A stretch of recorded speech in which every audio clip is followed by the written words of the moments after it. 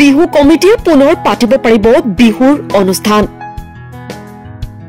15 মেলৈ বিহু পতাৰ অনুমতি মুখ্যমন্ত্ৰীৰ বহাগ বিহু জেঠত নাপাতিবলৈ অনুৰোধ মুখ্যমন্ত্ৰীৰ জেঠত আবতৰীয়া বিহু পাতিলে জাতীয় জীৱন বা পৰম্পৰাই কষ্ট পায় ভাৰত পাকিস্তানৰ উত্তেজনাক লৈ বন্ধ কৰা হৈছিল বিহুৰ অনুষ্ঠান দেশৰ সাম্প্ৰতিক পৰিস্থিতিৰ প্ৰতি লক্ষ্য ৰাখি এই সিদ্ধান্ত লৈছিল মুখ্যমন্ত্ৰী হিমন্ত বিশ্ব শৰ্মাই কিন্তু তাৰ পাছতে যুদ্ধ বিৰতি বিচাৰি ভাৰতৰ ওচৰত অনুৰোধ কৰিছিল পাকিস্তানে আৰু ভাৰতৰ ডিজিএমলৈ ফোন কৰি বিচাৰিছিল যুদ্ধ বিৰতি আৰু তাৰ পাছতে আমেৰিকাৰ মধ্যস্থতাত ভাৰত আৰু পাকিস্তানে যুদ্ধবিৰতিৰ বাবে সন্মতি প্ৰকাশ কৰা বুলি বৈদেশিক সচিব বিক্ৰম মিশ্ৰীয়ে ঘোষণা কৰিছিল যুদ্ধবিৰতি ঘোষণাৰ পিছতে সকলোৰে মনত এটাই প্ৰশ্ন আছিল যে এতিয়া বিহুৰ অনুষ্ঠানসমূহ কি হ'ব তাৰ পাছতে মুখ্যমন্ত্ৰী হিমন্ত বিশ্ব শৰ্মাই সাংস্কৃতিক অনুষ্ঠানৰ অনুমতি দিয়ে যদি কাৰোবাৰ পেণ্ডেল সাজু হৈ আছে মাইকৰ ভাড়া যদি দি থৈছে তেন্তে তেওঁলোকে বিহুৰ অনুষ্ঠান পাতিব পাৰিব 15 মেলৈকে বিহু পতাৰ অনুমতি দিলে মুখ্যমন্ত্ৰীগৰাকীয়ে আৰু এই কথা সংবাদ মাধ্যমৰ আগত ঘোষণা কৰে মুখ্যমন্ত্ৰী হিমন্ত বিশ্ব শৰ্মাই কিন্তু বহাগ বিহু জেঠত নাপাতিবলৈ অনুৰোধ জনায় মুখ্যমন্ত্ৰীগৰাকীয়ে জেঠত আবতৰীয়া বিহু পাতিলে জাতীয় জীৱন বা পৰম্পৰাই কষ্ট পায় 15 মেৰ পিছত বিহু নাপাতিবলৈ ৰাইজক আহ্বান জনাইছে মুখ্যমন্ত্ৰীগৰাকীয়ে বাপতি শাসন বিহুৰ অসন্মান হ'ব নালাগে বুলি মন্তব্য কৰে মুখ্যমন্ত্ৰী হিমন্ত বিশ্ব শৰ্মাই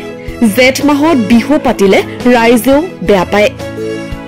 এজন অসমীয়া হিচাপে অসমবাসীলৈ এনেদৰে আহ্বান জনায় মুখ্যমন্ত্ৰী হিমন্ত বিশ্ব শৰ্মাই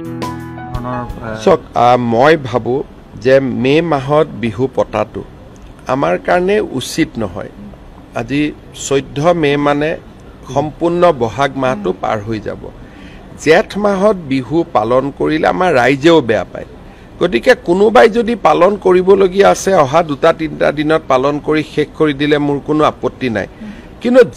জেঠত অবতৰীয়া বহাগ পালন কৰিলে আমাৰ জাতীয় জীৱন বা আমাৰ যেটো পৰম্পৰা হি কষ্ট পায় এটাটো সেনাবাহিনী বা ভাৰত পাকিস্তানৰ কাৰণে আমি কৈছিলো কিন্তু জেঠত বিহু পতাটো ঠিক নহয় কিন্তু বহুত বিহু কমিটি আছে যোনে পেণ্ডেলটো বনাই ৰাখি থৈ দিছে কোনোবাই হয়তো মাইকৰ ভাড়াটো এডভান্স দি ৰাখি থৈ দিছে তেনেকুৱা কৰবাত যদি 2-1 15 তাৰিখৰ আগত কৰে মোৰ কোনো ক'বলগীয়া নাই কিন্তু 15 তাৰিখৰ পিছত বিহু নাপাতিবলৈ মই ৰাইজক অনুৰোধ কৰিম কাৰণ আমাৰ বাপতি শাহন বিহুটোৰ অসন্মান হ'ব নালাগে গতিকে সেই কথাটো ৰাইজে দৃষ্টি ৰাখিব কিন্তু যেটো কথাৰ কাৰণে মই আবেদন কৰিছিলো সেই বিষয়টো এতিয়া নাই কিন্তু এতিয়া মই এজন অসমীয়া লৰা হিচাপে যুৱক হিচাপে ব্যক্তি হিচাপে অনুৰোধ কৰিম যে বহাগৰ বিহুটোক জেঠলৈকে টানি লৈ নাযাব মই ভাবো যে মে মাহত বিহু পতাটো আমাৰ কাৰণে উচিত নহয় আজি 14 মে মানে সম্পূৰ্ণ বহাগ মাহটো পাৰ হৈ যাব জেঠ মাহত বিহু পালন কৰিলে আমাৰ ৰাইজেও বেয়া পায় গতিকে কোনোবাই যদি পালন কৰিবলগীয়া আছে অহা 2-3 দিনত পালন কৰি শেষ কৰি দিলে মোৰ কোনো আপত্তি নাই কিন্তু জেঠত অবতৰীয়া বহাগ পালন কৰিলে আমাৰ জাতীয় জীৱন বা আমাৰ যেটো পৰম্পৰা হি কষ্ট পায় এটাটো সেনাবাহিনী বা ভাৰত পাকিস্তানৰ কাৰণে আমি কৈছিলো কিন্তু জেঠত বিহু পতাটো ঠিক নহয় কিন্তু বহুত বিহু কমিটি আছে যোনে পেণ্ডেলটো বনাই ৰাখি থৈ দিছে কোনোবাই হয়তো মাইকৰ ভাড়াটো এডভান্স দি ৰাখি থৈ দিছে তেনেকুৱা কৰবাত যদি 2-1 15 তাৰিখৰ আগত কৰে মোৰ কোনো ক'বলগীয়া নাই কিন্তু 15 তাৰিখৰ পিছত বিহু নাপাতিবলৈ মই ৰাইজক অনুৰোধ কৰিম কাৰণ আমাৰ বাপতি শাহন বিহুটোৰ অসন্মান হ'ব নালাগে গতিকে সেই কথাটো ৰাইজে দৃষ্টি ৰাখিব কিন্তু যেটো কথাৰ কাৰণে মই আবেদন কৰিছিলো সেই বিষয়টো এতিয়া নাই কিন্তু এতিয়া মই এজন অসমীয়া লৰা হিচাপে যুৱক হিচাপে ব্যক্তি হিচাপে অনুৰোধ কৰিম যে বহাগৰ বিহুটোক জেঠলৈকে টানি লৈ নাযাব নিউজ ডেস্ক এনি টক্স